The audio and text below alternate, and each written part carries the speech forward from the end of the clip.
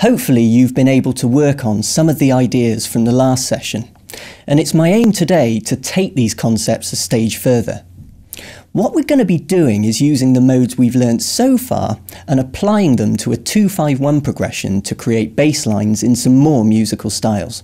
So let's make a start. Okay, here's the chord sequence we're going to start with, and as you can see it's a 2-5-1 in the key of C major.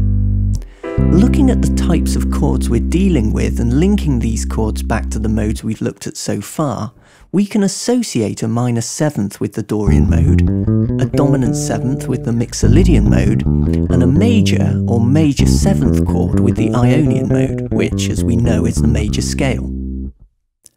By making this association with our chords in a 2-5-1 progression, we can now represent the harmony in this particular example by using D Dorian, G Mixolydian, and C Ionian like this.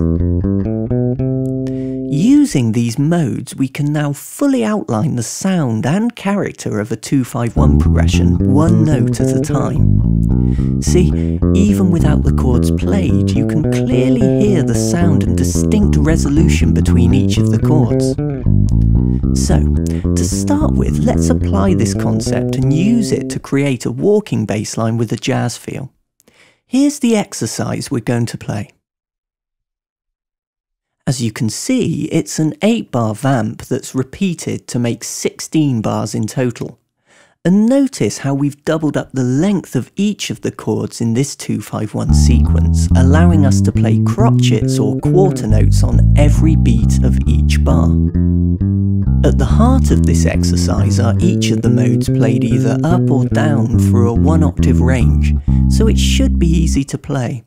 But I want you to focus on making this exercise sound musical and smooth, and make the notes sit with the accompaniment. Okay, let's give it a go. After 4, a 1, 2, 3, 4.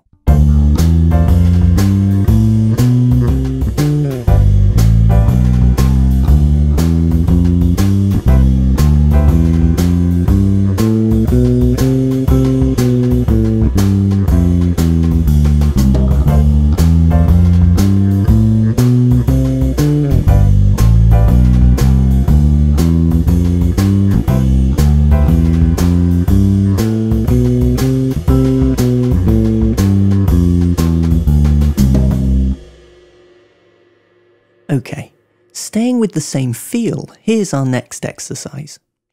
This time we're going to run the modes in reverse, starting from the octave and descending down to the root note. Now, to really achieve a good walking bass feel, I tend to introduce something called a ghost note. Ghost notes are used by bass players to imply rhythm or feel, and as their name suggests, they are notes that don't actually exist. Rather than having a defined pitch, these ghost notes are simply created by plucking a string when a fretted note is lifted just off the fingerboard. But importantly, the fretting finger still remains in contact with the string like this. As you can hear, it results in a dead, thud-like sound that we can use to great effect in a whole variety of different musical styles. I find that introducing these ghost notes into a walking bass line helps to better imply the swing feel into notes that are written down as straight crotchets or quarter notes.